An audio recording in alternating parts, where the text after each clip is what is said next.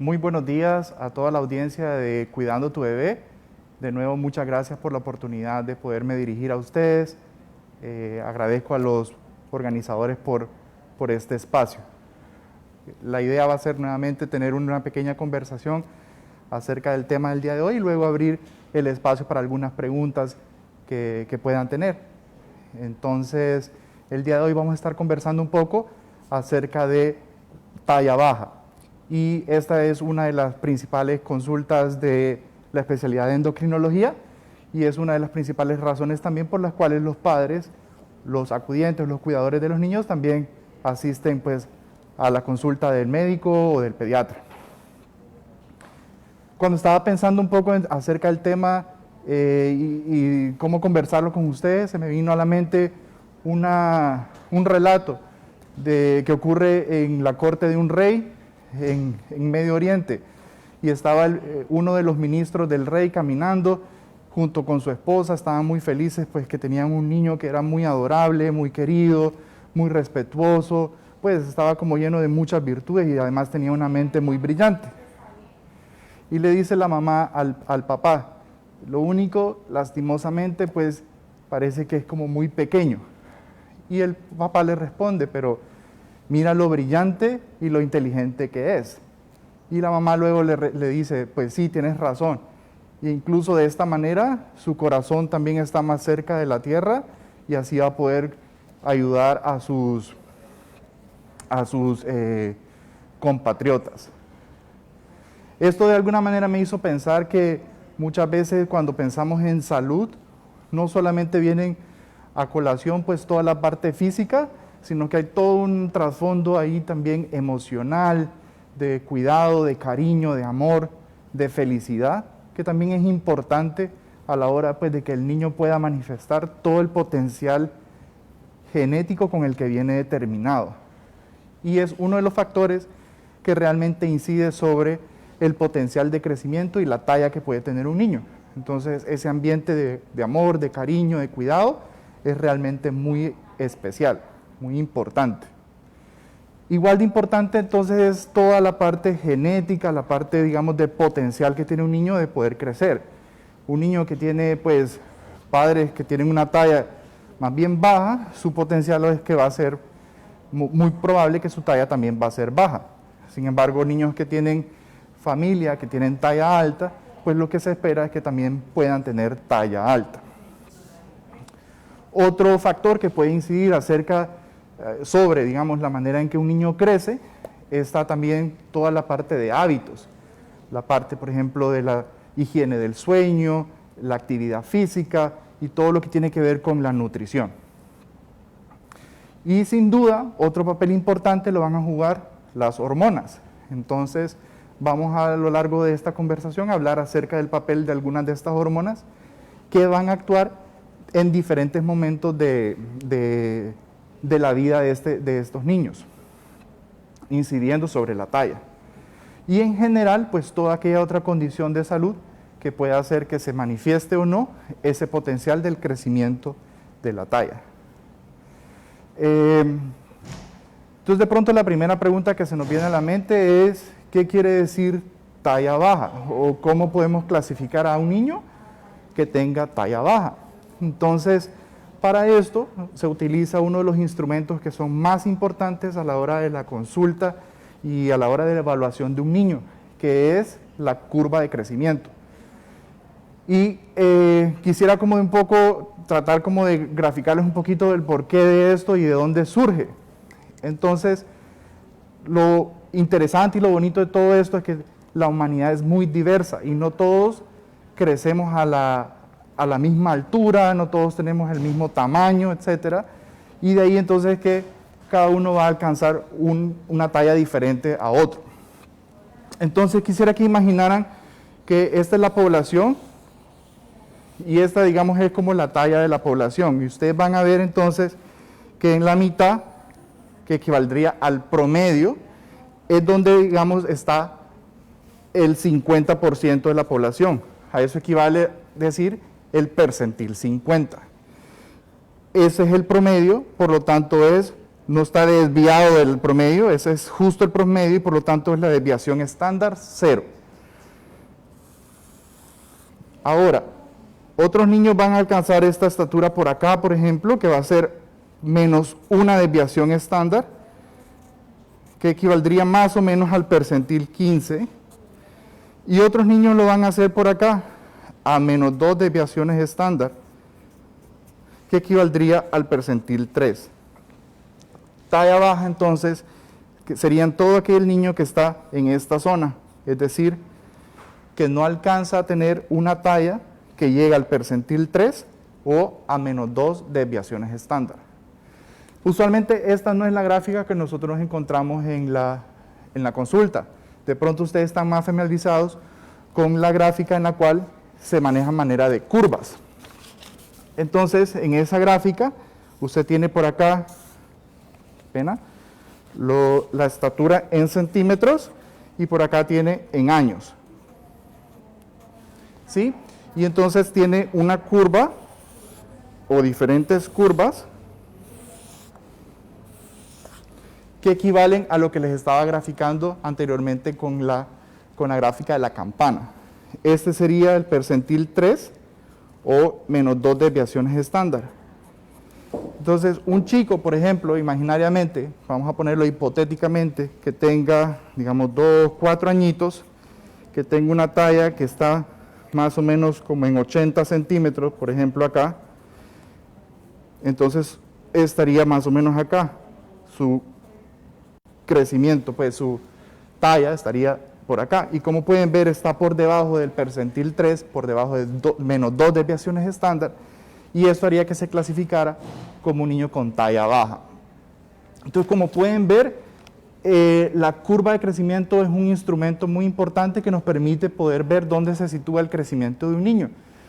Pero lo interesante del crecimiento es que no es algo que es estático, que no es algo que ocurre como una fotografía, sino que es más bien como un video que está continuamente cambiando.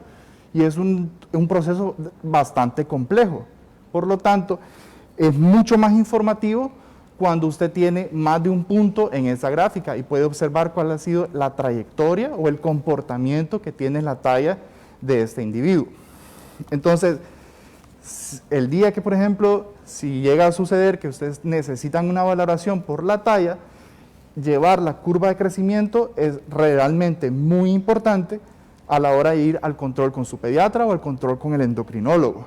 Entonces, recuerden siempre llevar ese instrumento. La otra es tratar de que en la gráfica tengan más de una medición. Por eso que les explicaba que esas mediciones cambian en el tiempo. Entonces, por ejemplo, un niño que, digamos, a los 2 años estaba por acá y ahora a los 4 está acá, quiere decir que bajó su crecimiento, y esa es una situación, ya no solamente es una talla baja, sino que la trayectoria o la velocidad con la que ese niño crecía también ha disminuido. Y ese es otro criterio, digamos, a la hora de pensar en la talla baja, es cuando empiezan a cruzar percentiles o curvas de crecimiento. Cuando empiezan a cruzar más de 2 de esas curvas, ese es un signo de alarma de que algo hay que investigar y algo está sucediendo. Recientemente tuvimos también en este espacio un conversatorio acerca de la inapetencia, y en ese conversatorio hablaron acerca de un concepto que se llama velocidad de crecimiento, y es decir, la cantidad de centímetros que crece un niño o una niña, pues, en un espacio de 6 meses a 12 meses, es decir, de medio año a un año. Y esa velocidad con la que va creciendo el niño también le permite apreciar cómo está ese crecimiento. Cuando esa velocidad de crecimiento, utilizando una curva parecida, se sitúa por debajo también de 2 desviaciones estándar para el sexo y para la edad, también es otro criterio de talla baja. Entonces, en resumen, podríamos decir que un niño que crece por debajo del percentil 3 o por debajo de menos 2 desviaciones estándar para la curva de crecimiento de su edad y sexo, constituiría uno de los criterios de talla baja. Otras cuestiones que nos harían pensar que ese crecimiento está siendo anormal es cuando la velocidad de crecimiento también es muy lenta y está por debajo del percentil 3 o de -2 desviaciones estándar en el lapso de 6 meses a 12 meses. O cuando el niño empieza a desacelerar y empezar a cruzar percentiles hacia abajo, cruzando sobre todo 2 de estos percentiles. Vuelvo entonces a decir la importancia de este instrumento. No solamente me permite monitorear el crecimiento, evaluarlo, interpretarlo, sino también hacer proyecciones. Cuando usted ve la gráfica en el sentido hacia arriba, lo que básicamente están haciendo es comparar a ese niño con otros niños de la misma edad y sexo. Pero también en esta gráfica, en la parte final de la gráfica, van a ver unas medidas en centímetros que equivaldría a la proyección del crecimiento en la talla adulta. Y esa proyección de esa talla adulta se conoce como talla media familiar, que de alguna manera es el promedio de la estatura de la madre con el padre y da un sentido de cuál es el potencial que tiene ese niño para crecer. Entonces, en este sentido, comparamos al niño con otros niños y en este sentido, comparamos al niño en relación con sus padres. Y esa de pronto es otra estimación mucho más contextualizada, porque solamente ese niño tiene ese potencial de herencia. Los otros niños con los cuales la curva está comparando no tienen la misma herencia que tiene este niño en particular. Entonces, la gráfica me permite compararlos con la otra población de la misma edad y género y compararlo con el potencial de crecimiento de acuerdo a los padres. Entonces, de pronto, otra pregunta que se nos puede venir a la mente es ¿cuándo una talla baja puede ser considerada algo normal o cuándo puede ser considerado algo anormal?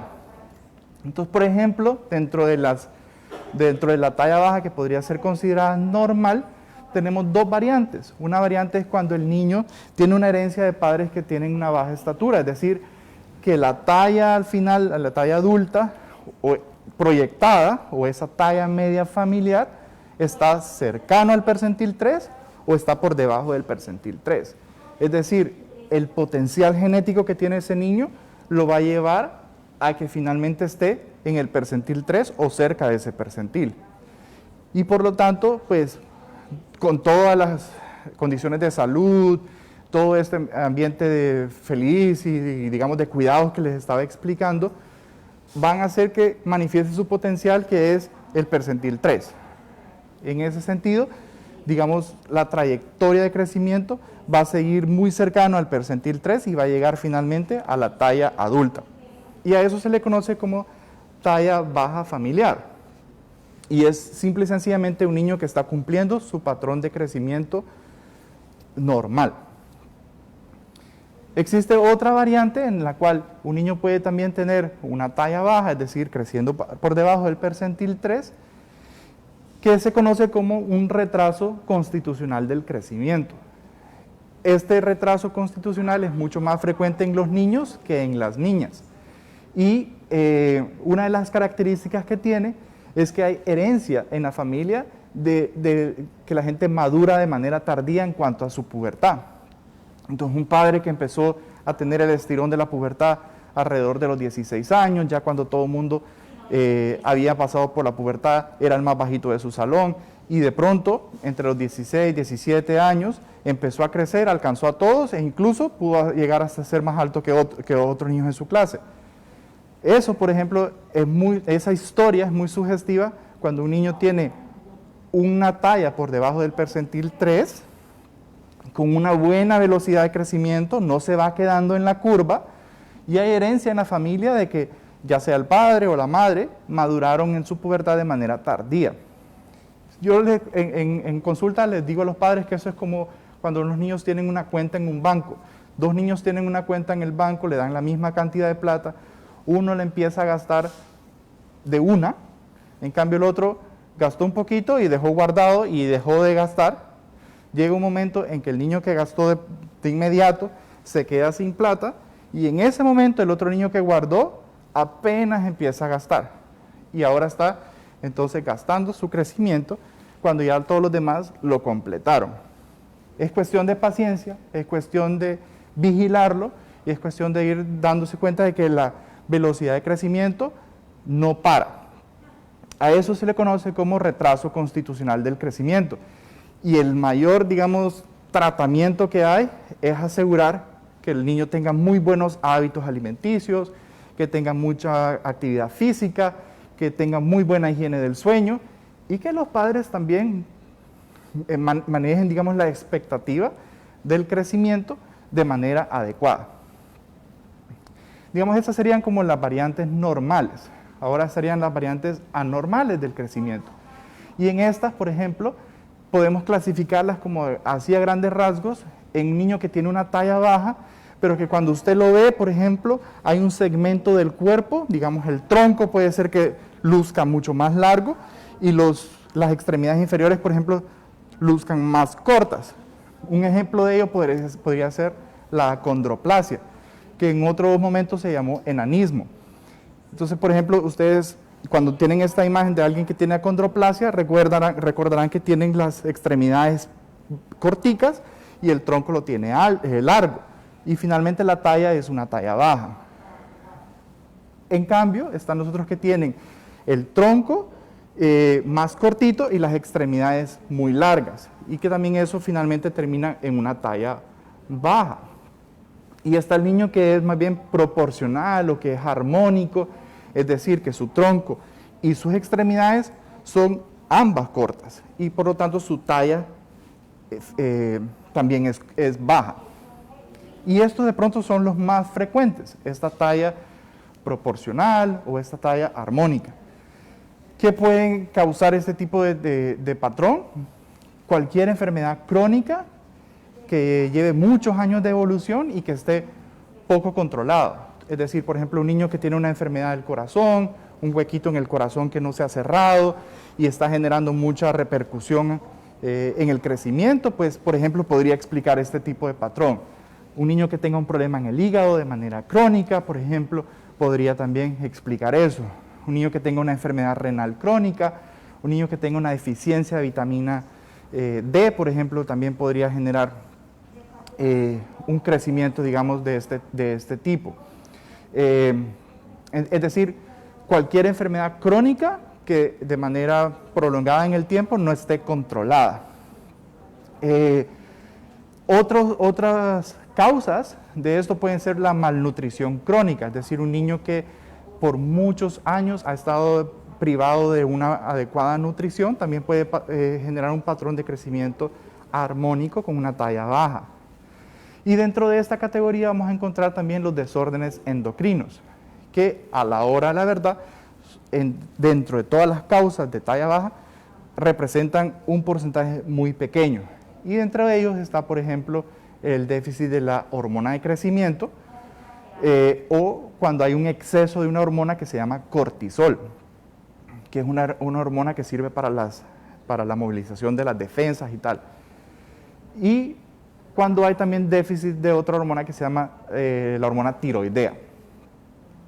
Entonces, como pueden ver, esto básicamente es como un abanico de posibilidades. Cuando llega entonces el momento de que llegan a la consulta, se trata entonces de ir determinando si va hacia el rumbo de la talla baja, que es disarmónica o desproporcionada, o si es armónica y proporcional, y dentro de esa va a ir descartando algunas, digamos, de estas enfermedades crónicas y en última instancia pues se piensa ya en los desórdenes endocrinos, que como les decía son los menos frecuentes dentro de todas las causas de talla baja.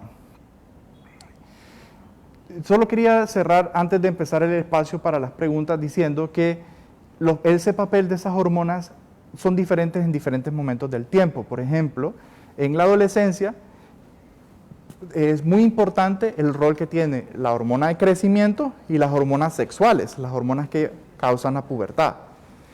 Esas hormonas no son tan importantes a la hora, por ejemplo, del lactante de menos de un año hasta 2 o 3 años de vida.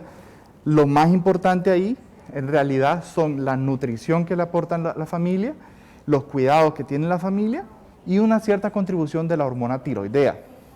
En cambio, por ejemplo, en etapa fetal, es toda la contribución de la alimentación materna, una hormona que se llama insulina, otra hormona que se parece a la insulina y se llama factor de crecimiento similar a la insulina. Entonces, como pueden ver, el papel de las hormonas es diferente también en diferentes momentos de la vida de los niños. Entonces yo creo que de pronto podemos dejar hasta acá como esta conversación general y abrir el espacio para algunas preguntas que puedan haber ya en la audiencia.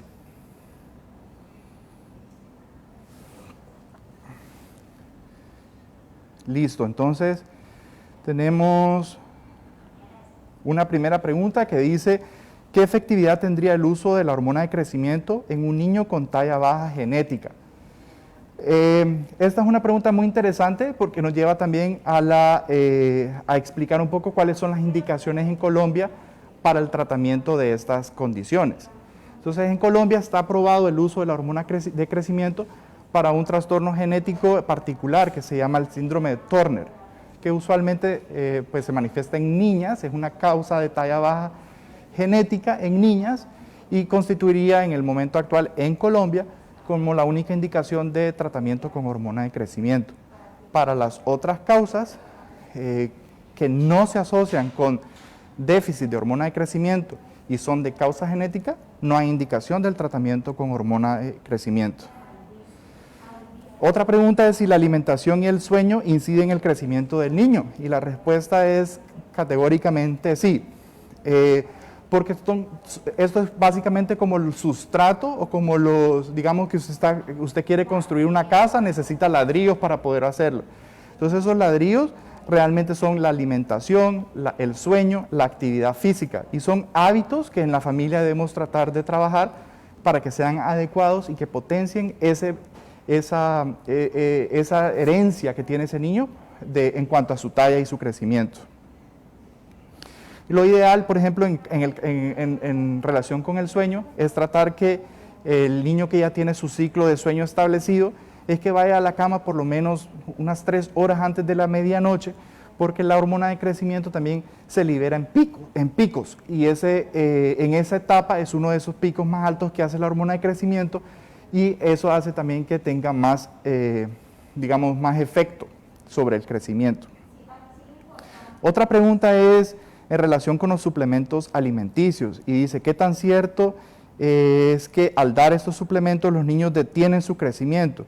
He oído que si damos Pediasure por mucho tiempo, hace que no crezcan en estatura. Realmente yo creo que no hay una asociación directa entre dar estos suplementos y que se detenga el crecimiento, pero lo que puede estar pasando es que estos digamos, suplementos se pueden estar dando por otra causa, es decir, por ejemplo, un niño que tenga dificultades para ganancia de peso y como no tiene suficiente nutrición, suficiente alimentación, entonces también se ve comprometida su talla. Entonces la asociación ahí es más bien con la relación con el peso y no tanto por el uso del suplemento. Pregunta, dice: mi niña fue diagnosticada con hipotiroidismo, tiene 10 años, está en tratamiento con levotiroxina. ¿Cuál es el porcentaje de probabilidad que su estatura sea acorde a su edad y aproximadamente en cuánto tiempo deberían verse los resultados? Pues en ese caso, digamos, cuando el hipotiroidismo tiene una afectación sobre la talla que sea importante, es cuando el hipotiroidismo ha pasado mucho tiempo sin ser detectado y cuando, por ejemplo, a la hora también digamos, en qué momento, pues tiene 10 años, también si tiene, por ejemplo, ya aparición de algunos cambios relacionados con pubertad. Si hay algunos cambios relacionados con pubertad y hubo déficit de la hormona de tiroidea, puede ser que en ese caso pues la talla sí se vea un poco más afectada, pero en general una vez se empieza la terapia de reemplazo con levotiroxina, debe empezar a mejorar la velocidad de crecimiento y tratar de llegar a la talla adulta. Eso, hay maneras de tratar de determinar eso que en consulta médica pues se pueden utilizar. ¿A qué edad puedo hacer el examen de tiroides a un adolescente? Realmente no existe un consenso como tal en cuanto a qué momento hacer como una prueba de tamizaje o una prueba, digamos, para ver cómo está el tiroides como tal, pero sí cuando hay síntomas que sugieran una disfunción tiroidea o cuando hay, por ejemplo, algunos malos hábitos en cuanto a la alimentación o, por ejemplo, hay alguna preocupación acerca del el crecimiento y la talla, eso sería un buen momento también para poder medir las hormonas tiroideas. Entonces lo ideal de pronto en ese momento sería, mientras más pronto en la adolescencia, mejor. Pregunta es si la obesidad detiene el crecimiento en los niños. Y esta es muy interesante porque en realidad en la obesidad realmente lo que está pasando es que hay un exceso de nutrientes, un exceso calórico, más bien por así decirlo, y entonces eso hace que tanto el peso como la talla aumenten. Entonces en realidad lo que usualmente se ve en la obesidad, que es por causa exógena, es decir, por causa de una mayor nutrición o poco ejercicio y más sedentarismo, es que tanto el peso como la talla aumenten. En otras causas de obesidad, como por ejemplo podría ser un niño que está en tratamiento con esteroides de manera prolongada o que su cuerpo está produciendo esteroides de manera excesiva, eso también puede ser una causa de obesidad y en ese caso el peso sí que aumenta, pero la talla no. Y entonces veríamos un patrón muy diferente al del niño que es por más bien hábitos que está con obesidad. ¿Qué tan cierto que hacer deportes como el baloncesto permite que los niños crezcan? En realidad, todo aquello que haga que los niños se mantengan con una buena actividad física potencian el crecimiento. Las recomendaciones de los distintos entes, digamos, de salud, llámese la Organización Mundial de la Salud, la Academia Americana de Pediatría, el Instituto Nacional de Inglaterra, por ejemplo, lo que promueve es que el niño, por ejemplo, de menos pues desde el año hasta los 3 años de vida, mientras más activo pueda estar, mejor. Y de 3 años en adelante, lo ideal es que tengan por lo menos 1 hora de actividad física de moderada a intensa vigorosidad. Y más o menos que eso se define como que el niño a la hora de hablar no sea capaz como de hablar pausadamente, sino que se vea como un poquito jadeante, es decir, que ya eso está generando un poquito más de impacto sobre su resistencia. Eso sería considerado una actividad vigorosa y los niños deberían tener al menos 1 hora de este tipo de actividad al día. Mi hijo tiene 11 años y 10 meses. En enero de este año le hicieron un carpograma y su edad ósea es de un niño de 10 años. No veo la pregunta, pero me imagino que tiene que ver como si es algo normal o qué pasa. El carpograma es una radiografía de la mano que sirve para estimar la edad ósea y se compara esa edad ósea, es decir, qué tanto el cuerpo interpreta la edad que tiene ese individuo versus los años calendario que tenga ese individuo. Lo ideal es que se corresponda y la edad ósea esté en correspondencia con la edad cronológica o la edad calendario. En algunos casos, por ejemplo, puede ser que la edad ósea esté retrasada. Es decir, el cuerpo interprete de alguna manera que es más joven de lo que usted es en cuanto a edad calendario. Eso es, por ejemplo, un hallazgo muy característico de ese caso que les decía del retraso constitucional del crecimiento. Pero también puede verse en otras afectaciones endocrinas, como por ejemplo el hipotiroidismo o en el déficit de hormona de crecimiento. Y algunos niños que también tienen una desnutrición crónica pueden tener una edad ósea retrasada. Usualmente es significativo el retraso cuando es más de 1 año y usualmente aún más cuando son 2 años de diferencia entre una y la otra. Si a un adolescente le vino su periodo una vez y ya no le llegó más, ¿es normal o significa que hay un problema de tiroides? Yo creo que esto se nos sale un poquito del tema de talla baja, pero sí que podría haber afectación del tiroides y sería una muy buena razón para poder hacerle ese examen.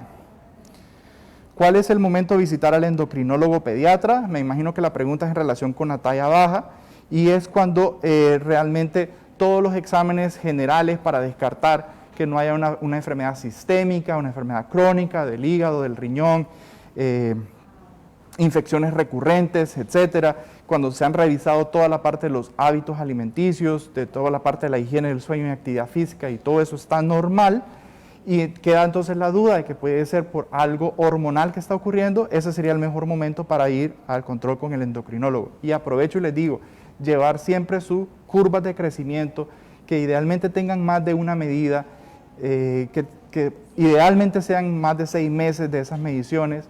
Saber la talla de la mamá, la talla del papá, son importantes a la hora de ir a una consulta con el endocrino respecto a la talla baja. Efectos secundarios del tratamiento con hormona de crecimiento. Interesante, es decir, cuando usted finalmente va donde el endocrinólogo y se decide que el niño requiere tratamiento con hormona de crecimiento, es importante que discutan con este profesional de salud cuáles son algunos de los efectos adversos que pueden estar relacionados con la utilización de hormona de crecimiento. La terapia con hormona de crecimiento es realmente una terapia bastante segura. Sin embargo, es bueno discutir algunas de las cosas más generales que pueden ocurrir con la terapia. Uno de ellos tiene que ver con el control del azúcar en la sangre, y algunos niños pueden tener lo que se conoce como disglicemia, es decir, elevaciones del azúcar en la sangre, no necesariamente que lleguen al rango diabético. Usualmente se ve en niños que tienen malos hábitos o una tendencia a la diabetes, y se va monitoreando cuando va con el tratamiento y haciendo ajustes a la dosis de la medicación si empiezan a ocurrir. Otro aspecto que está relacionado con la terapia de hormona de crecimiento es que como empiezan a crecer más, algunos de los cambios que ocurren de manera normal en todos los niños, por ejemplo, todos los niños cuando empiezan la adolescencia tienen mayor riesgo de poder tener desviaciones de la columna vertebral, eso se conoce como escoliosis. Entonces el niño que empieza terapia con hormona de crecimiento, como ha tenido un crecimiento estancado y ahora va a empezar a crecer más, puede ser que si hay una escoliosis preexistente, eso pueda aumentar. Y también no es una razón para poder parar la hormona de crecimiento, sino que para seguir de cerca cómo va esa curvatura de la espalda. Otro de los efectos adversos del tratamiento de hormona de crecimiento está relacionado con un aumento de la presión a nivel del cerebro. Eso se conoce como hipertensión endocraniana. Es un efecto adverso muy infrecuente, pero pues que se manifiesta con dolor de cabeza intenso, dificultades para mirar, náusea y vómito, y que realmente pues con su endocrinólogo cuando el momento llega le explican cuáles son el porcentaje de riesgo, cuáles son los signos de alarma y qué hacer si en caso de esto ocurra. Realmente esta hipertensión mejora únicamente con suspender el tratamiento, y en ese momento tocaría entonces determinar si se reinicia la terapia a una dosis diferente o no. Esos son como a grandes rasgos de algunos de los efectos adversos relacionados con la hormona de crecimiento. ¿Cómo saber si hay exceso de cortisol en los niños? El exceso de cortisol está relacionado con un síndrome que se llama síndrome de Cushing. Y una de las características que da eso al examen físico es una cara rellena, le llaman facie de luna, aparece un poquito más de tejido graso en la parte de atrás del cuello, puede empezar a ver un poquito más de crecimiento del vello corporal, aparición de algunas estrías que tienen una característica que son de color vino tinto oscuro, empieza a ver también que la piel se torna un poco más frágil, hay una disminución del tejido muscular de las extremidades y la barriguita se empieza a lucir como un poquito más prominente. Hagan de cuenta y caso como un dibujo de un sapo, de una ranita, más o menos algo así es que empieza a lucir.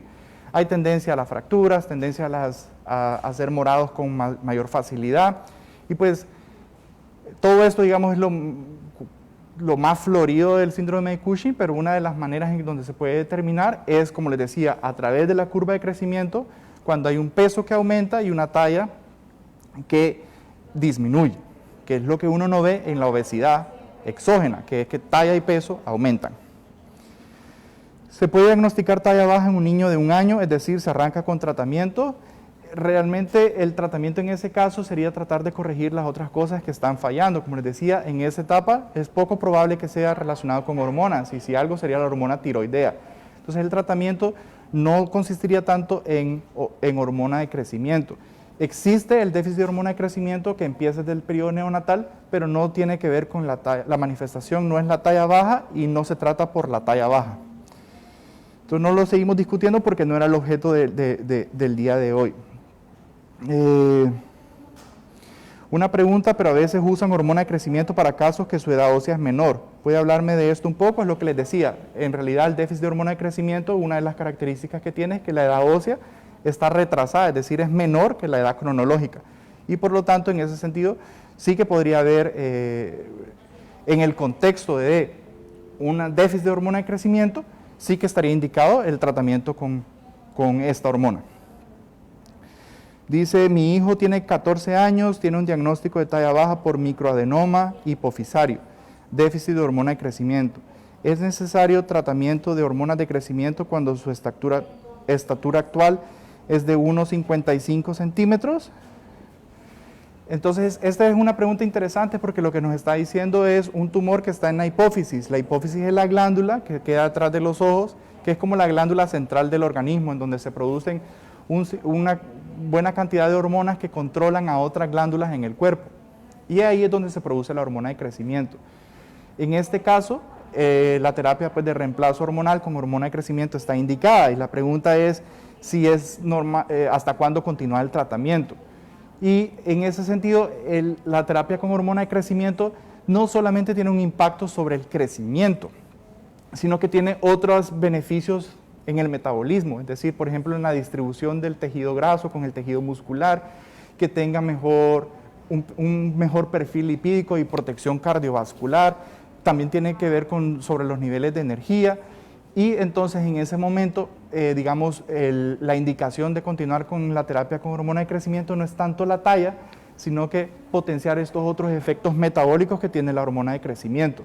Y en ese sentido, pues ya sería, digamos, la misma indicación que tiene la terapia con hormona de crecimiento en el adulto, que ya no sigue creciendo, sino que es para estos otros beneficios.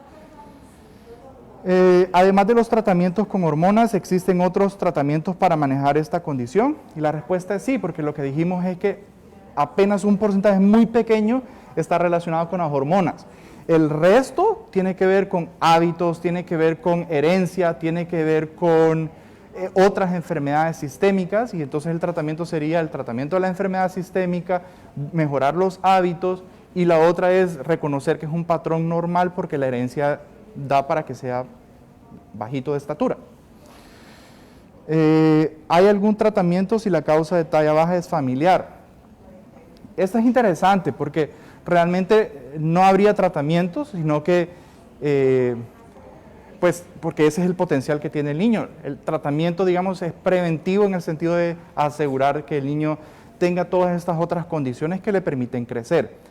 Sin embargo, también hay que reconocer, y a la hora de hacer el examen físico y la evaluación, mejor dicho, a la hora de hacer la evaluación del niño con talla baja, es importante reconocer si hubo en las familias alguna causa que determinó talla baja en los padres. Por ejemplo, una madre que tuvo pubertad precoz se pudo haber quedado con una talla baja, y era una talla baja que pudo haber sido modificable, y no necesariamente entonces quiere decir que ahora el niño tiene que tener talla baja por esa causa que tuvo la mamá. Entonces, en principio, no hay más que tratamiento que permitir todas estas otras condiciones, pero sin olvidar que pudo haber otras causas de talla baja familiar. En caso de retraso por carpograma, ¿se puede utilizar la hormona de crecimiento? La hormona de crecimiento se indica en el caso particular del déficit de hormona de crecimiento, cuando su médico le hace unas pruebas específicas para determinar si realmente está produciendo esta hormona en menor cantidad. Un carpograma que está retrasado más de 1 o 2 años no es indicación de tratamiento de hormona de crecimiento, pero sí que es uno de los hallazgos que se ve cuando hay déficit de hormona de crecimiento, pero solo y exclusivo no hace el diagnóstico de déficit de hormona de crecimiento, y por lo tanto no sería la indicación para empezar el manejo con esta terapia. Bueno, entonces muchísimas gracias. Yo creo que hasta aquí eran las preguntas que teníamos. De nuevo, gracias por su tiempo y por su atención.